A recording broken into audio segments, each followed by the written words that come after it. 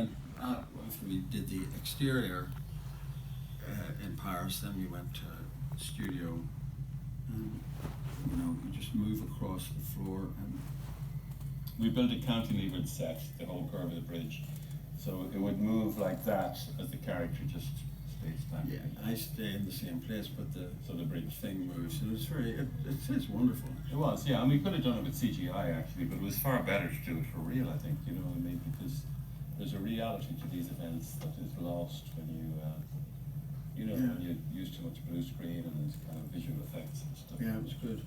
Mm-hmm. Did I die in that film? Yes, you were chopped in half. Dramatically, yes. You were severed at the torso, I think. And then burnt. Yeah. Well, there's a thing about that film, and when you do go on at some length in the book about Tom Cruise. Yeah, and his genius, really. Well, I like Tom Cruise. I think he's a really great actor. But I had a scene with him, and it never appeared in the movie. Well, he comes back looking for Louis, that's Brad Pitt. And I thought he was less than emotionally engaged with his cries for Louis. I thought it should have been like the young Marlon Brando. But he was Louis. I'm going to tell Tom you said that. Oh, he probably knows already, Well, there is another cut of that movie that actually a lot of people who are fans of it are begging me to release. Is there a cut with that in it? I have to talk to the editor, Nick, honestly. I mean, I'm kind of very loath to go back to Russia. Everybody is releasing the director's cut of this and that and the other. The truth is, the first cut of the film was too long. Too long. And I showed it to Warner Brothers, and the producer David Geffen said, I want to, because he loved the movie so much, he said, I want to show the entire film, in a preview to the studio. And I said, David, it's far too long, please, you can't do it. He said, no, I insist. So we all had to fly on private jets to Los Angeles. That's what they did then, and show it in front of an audience, and they all said, oh, it's too long. No, seriously, and I said to the guys, Warner Brothers said, give me a week, okay, I'll be back in a week. So I did the cuts we were going to do anyway, and they all thought I was a genius then, But the audience liked it, and the numbers went up. But a preview, they give you cards that you think it's good, excellent, or fair, that kind of thing. And if you get the top two boxes, excellent or very good, if you get 60 or 70% of the top two boxes, everyone's ecstatic, that kind of stuff. So anyway, it was too long. It was too long. Yeah. Oh yeah. And then we made Michael Collins, didn't we? Yeah,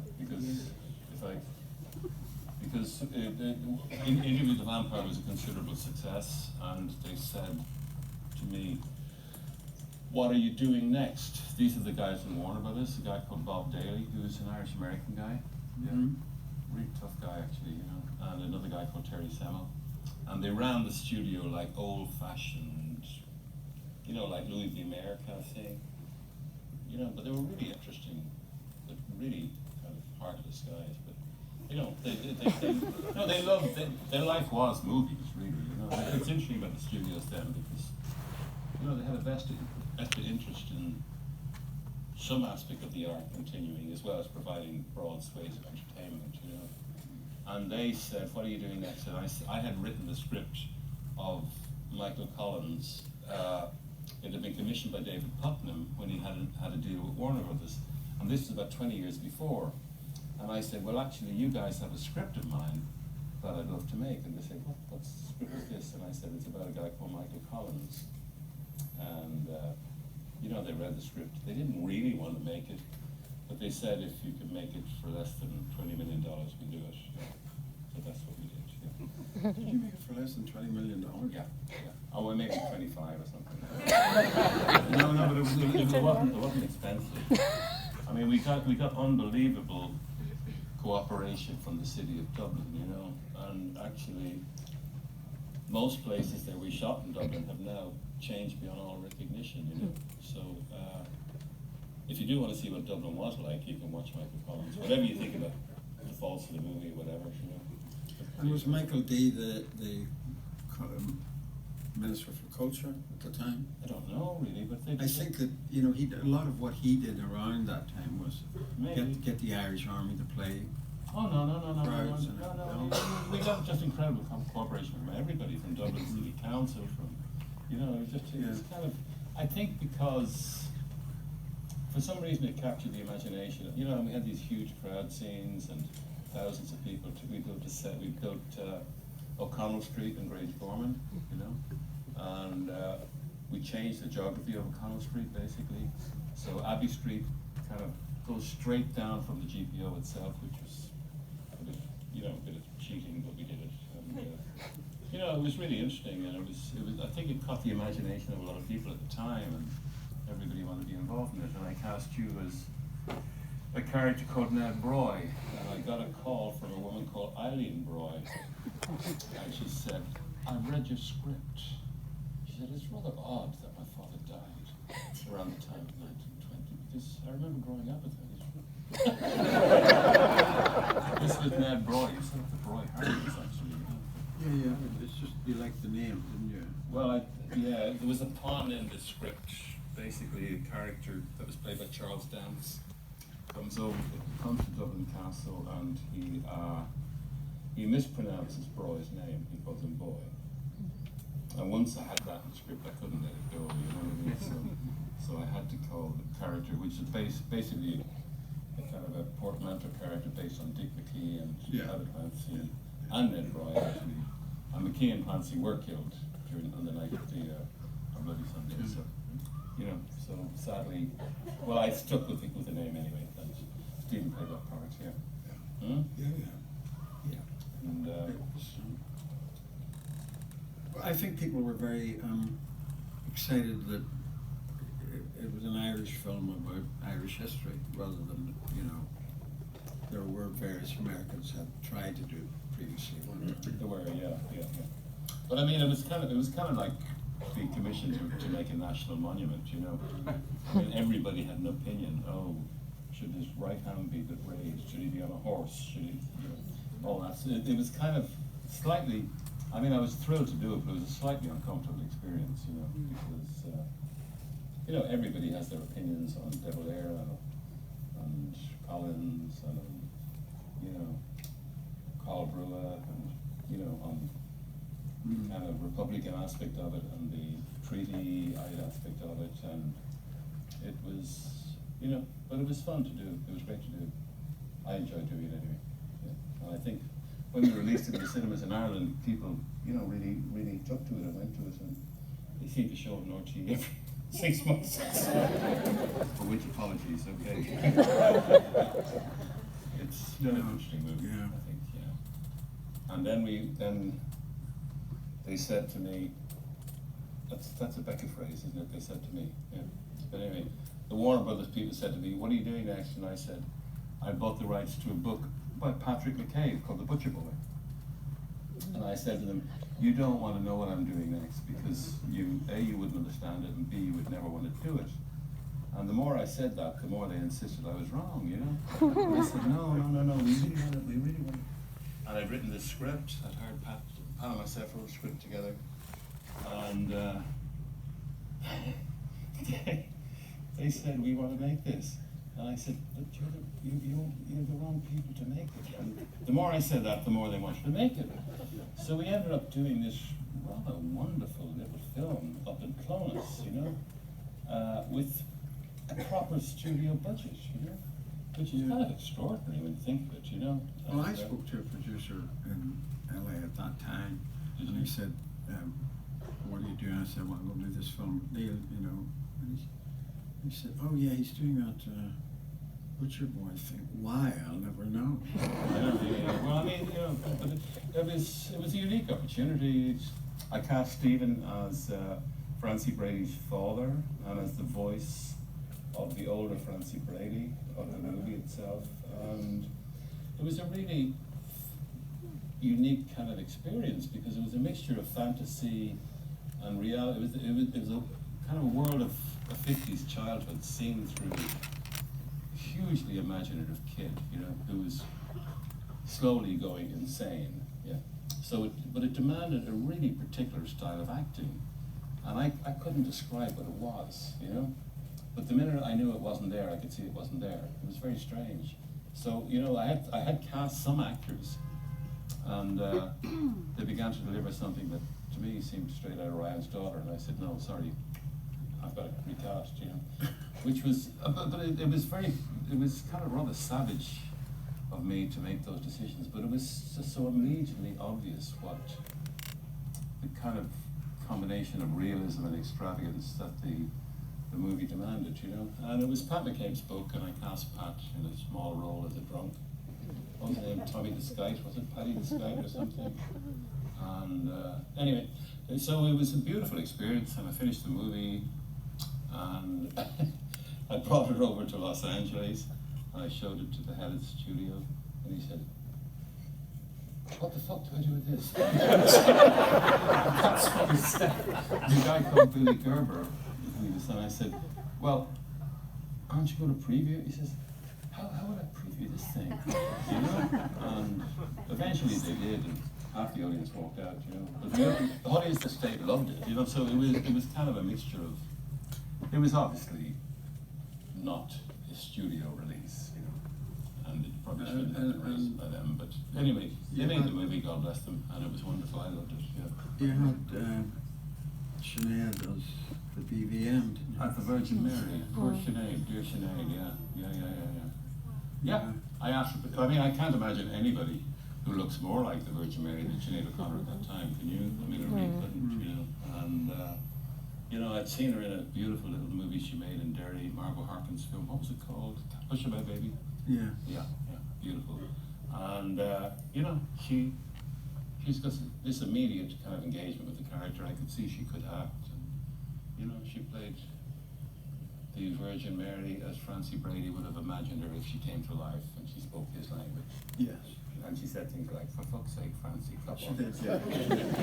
And it was, I mean, it wasn't irreverent. It was, I thought it was quite, Yeah, it was great. it was quite true to what a kid would have imagined, yeah. And that's the last movie we made together, isn't it? No, Okay. I don't know, there's a couple of other Well, deep yeah. bats in Okay. there somewhere. Yeah, I did a movie called The End of the Affair, Oh, yeah. and I had cast Ray Fiennes as this jealous lover, and the other, apart from Julianne Moore, the character Sarah, the other main character was the character of a cuckolded husband. Yeah. Now, who would want to play a cuckolded husband? Not me. A man who apparently, as the central character Sarah said, wouldn't recognize the sound of her having an orgasm. Yeah. That's a tough one, isn't it? How do you give that part to? And I said, Stephen, would you consider this? Well, you can act, you know, you just... I know. But I thought you did something wonderful with the character, actually, you know, because it was an exploration. I What? didn't recognize an orgasm, was that it?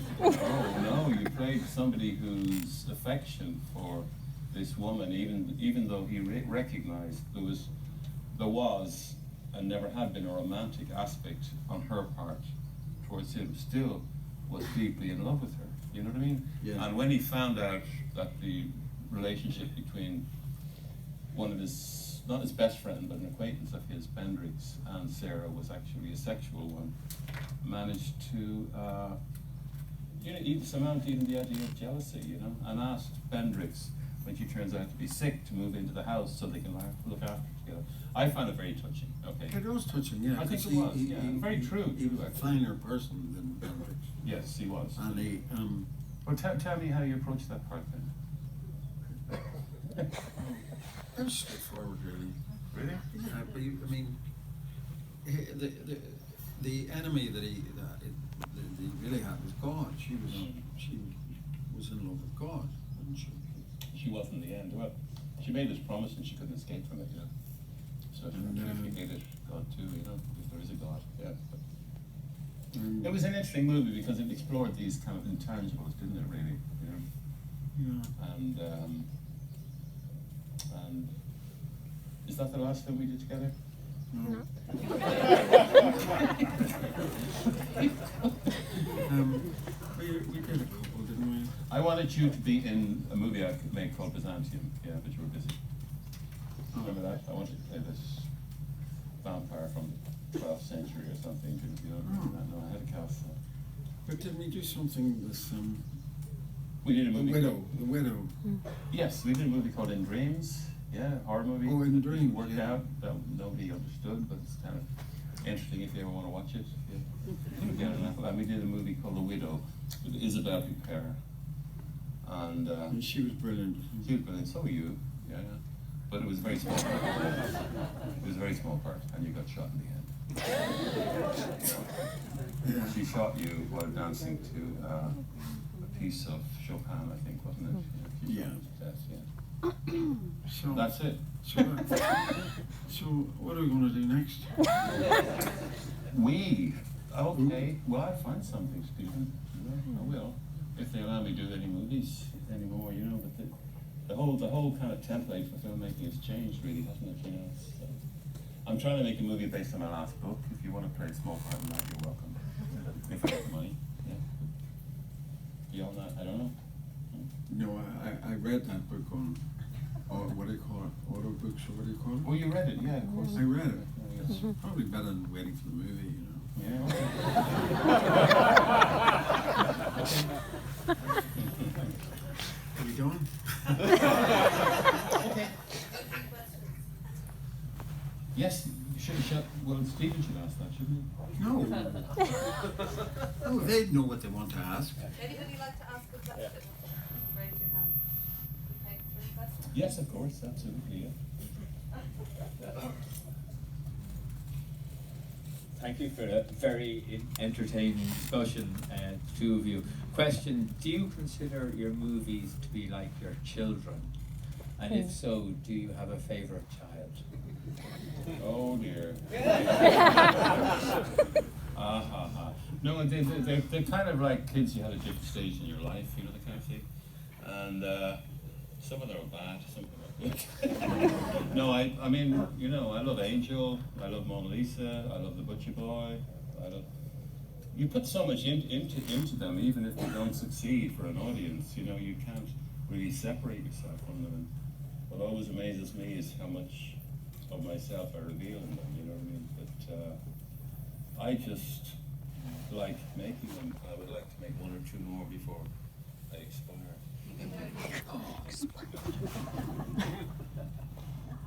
Hi, question for you both. So in the next movies you'll make, is there an actor, like one or two actors you'd love to work with? And for you, is there another director who you'd love to work with? Is there another director you'd love to work with, apart from him? Well, I have worked with some other people who were really good. I mean, I did work with the late Robert Altman, and I loved that, you know, but I mean, he wasn't well at the time, but you learn so much from him even when he's not well, you know. But I don't know, is there anybody around that, I don't know. That I'd like to work with. Yeah. I'd love to do another movie with Brad Pitt. I really would, because I think he's become a different kind of actor since, you know, he was playing a very passive role in Into the Vampire, and I think it affected him a bit, but I would love to make something, find something to do with him, you know. I would also like to make a movie with Tom Hardy, actually, you know. Is that weird to say, is it? I don't really know. Love to make a movie with Kate Winslet. But, you know, I'd love to make movies. But I probably won't. Yeah, let's put it that way. Do you think not? I'm not sure. The climate is changing so rapidly, you know, and we'll see. I mean, you're always surprised by movies, aren't you? I think, but yeah, we'll see. One more down. No, there's nobody. Oh, they're all leaving.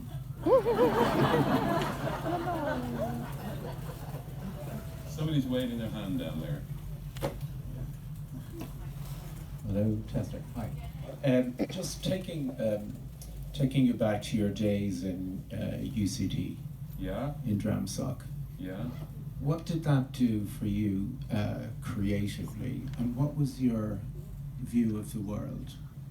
as a member of Dramsoc? Oh my God, who's asking that question? I was in Dramsoc. So be a Do you? question. Okay, I hated Dramsoc. I'm sorry. It's like, I always thought it was, you know, kind of strange men in tights, you know, pretending to do sword fighting.